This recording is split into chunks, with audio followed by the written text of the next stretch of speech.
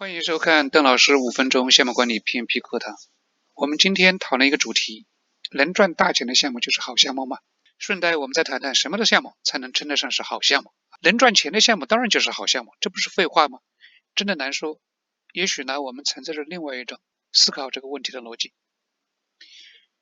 PMI 认为每个组织做项目都是为了把组织从当前的状态推动到未来的状态。那未来的状态跟当前状态到底有什么一些差异？差是差在这种商业价值上。商业价值又来自于什么呢？商业价值来自于组织的这个战略，而组织战略又来自于什么呢？又来自于这个组织的愿景，就是那个 vision。我们今天的课程呢，不讨论 vision， 也不讨论这个 strategy， 我们今天就先讨论一下这个商业价值啊。有些组织它是以盈利为目的的，那它的一些商业价值往往体现为我有多少的固定资产，我有多少的流动资产，我有多少的这个市场份额，我有多少的技术储备，我有多少这一类的东西啊。从这种意义上面来讲，能够赚大钱的项目往往就是跟它的战略是那个相匹配的，因为它本身就是以盈利为目的的，也许就是我们值得去追逐的项目。但是在这个世界上啊，还存在着一些其他类型的组织，它不是以盈利为目的的，像那些叫非盈利组织。非盈利只是它不以盈利为目的的，并不表示它不盈利。比方说美国项目管理协会 PMI， 它就不是以盈利为目的的，它是以识别项目管理的最佳实践，设立项目管理的标准，推动项目管理的应用，它是以这个为它的组织宗旨、组织战略的。因此 PMI 它的商业价值的体现形式就会有所不同，跟我们平常所看的那些商业组织啊，它的那个年报有些不一样。 PMI 呢也有年报，它的年报从来不谈我今年那个收进了多少钱，然后花出了多少钱，我盈利了多少，它从来不谈这个东西。那 PMI 的年报它谈什么？那我有多少的 PMI 的 members， 我有多少的这个 PMP 的这个 credential holders，我举办了多少场跟项目管理相关的这些专业活动，有多少的这个人次参与其中，我这个项目管理标准那个 Handbook 那个印行了多少万册。这些数据是能够反映 PMI 的组织宗旨，是能够反映它的商业价值的。而赚不赚钱根本不是 PMI 这个组织的一些追求。那么针对众多的以盈利为目的的那些组织而言，赚大钱的项目就一定是好项目吗？也不一定，因为这个当中涉及了一个概念叫机会成本。什么是机会成本呢？机会成本是指你选择了这个项目，从而丧失掉选择另外一个项目的机会，而另外那个项目可能给你带来的收益啊，就是你选择这个项目的这个机会成本。每个组织的资源它都是有限的，既然资源是有限的，那就意味着说我们可以同时进行的项目也就是有限的。你把这个组织资源拿过来去做那种能够非常赚钱的项目，那么我们就没有机会去做一些对战略的追求有其他方面贡献的这些项目。短期看起来这个组织的现金流非常非常的丰富，赚了好多钱，但是呢，因为他没有去坚持他自己的这一种战略方向，今天这个赚钱做这个，明天那个赚钱做那个，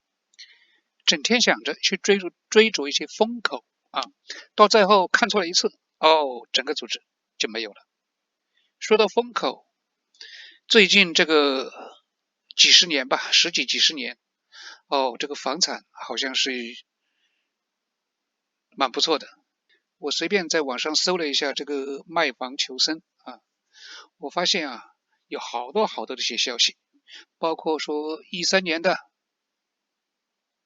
19年的、19年的、13年的、2000年的、17年的每年都会有一些类似的案例。我们怎么来看待这个现象？毫无疑问，这个买房然后卖房，这个是赚钱的。所以呢，像这里看卖9年机场不如卖套房，这个苦心经营1年不如卖房，亏损是一套房能够解决的，低产10年不如一套房。